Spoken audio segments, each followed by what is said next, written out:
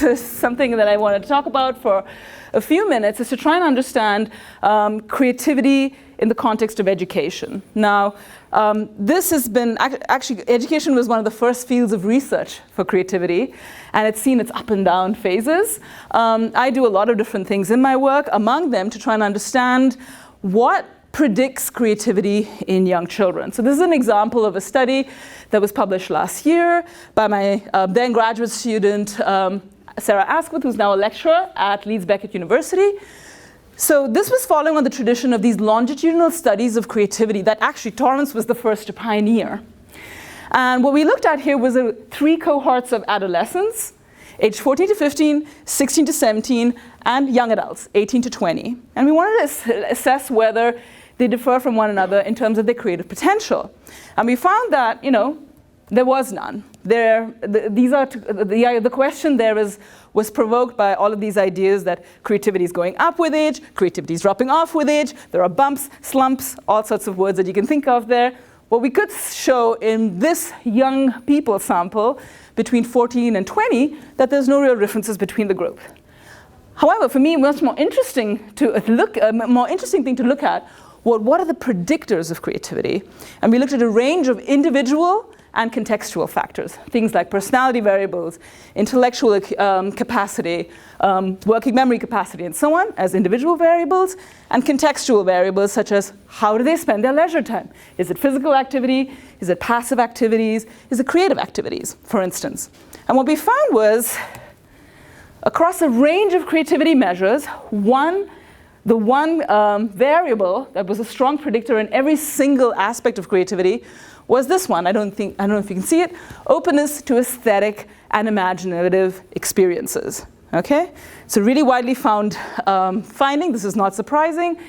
Children from the age of 5 all the way to older adults in their 90s, the strongest predictor of creativity is openness to new imaginative and aesthetic experiences. But there are key differences depending on what kind of aspect of creativity you're looking at. What I'm very interested in is what I call peak originality, a person's capacity to generate many highly original ideas. And when you look at that variable, you find a confluence of factors predicts creativity. Once again, openness, as always, is in there, but also IQ, but only to the highest levels of average ability. And the third really important one is engagement in creative hobbies. Now, this is really important because it's one of the things that they do outside of school. Okay, this is not hobbies in school, it's outside of school.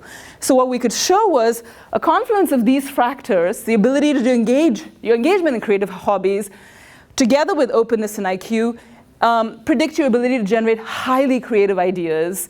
And now, we followed this up. It was a longitudinal study, so we followed up these kids 2 years later. And hopefully Sarah will submit that paper by next week. But what we were looking for there is, how does a predictor from 2 years ago continue to predict your creativity 2 years later?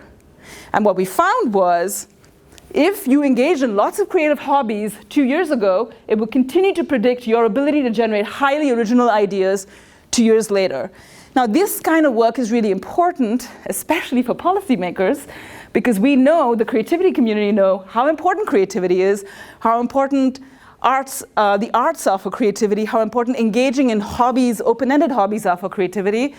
And the way to convince people who make these decisions about where to put the funding cuts in education and so on is with research, with strong quantitative research that actually shows them there are long-term impacts about taking these things away, these types of activities away that encourage children to explore and think in an open-ended manner about the world. That affects the ability to think more generally creatively during creative problem solving. So that's kind of an example of where you can look at creativity research in the context of education, apply a lens that is perhaps more cognitive or neuroscientific, as that is actually my background, in order to really understand how to best provide the conditions that are necessary and conducive to creativity in the context of education. And the newer work that will be done through the Torrance Center and the lab are going to be focusing on things that are more in the the neuroeducation sort of spectrum, which looks at the psychophysiology involved in the creative moment and how we can do things to engage the creative impulse of people and then track it electrophysiologically. So that's what we do in the Torrance Center, and I'm happy to take your questions.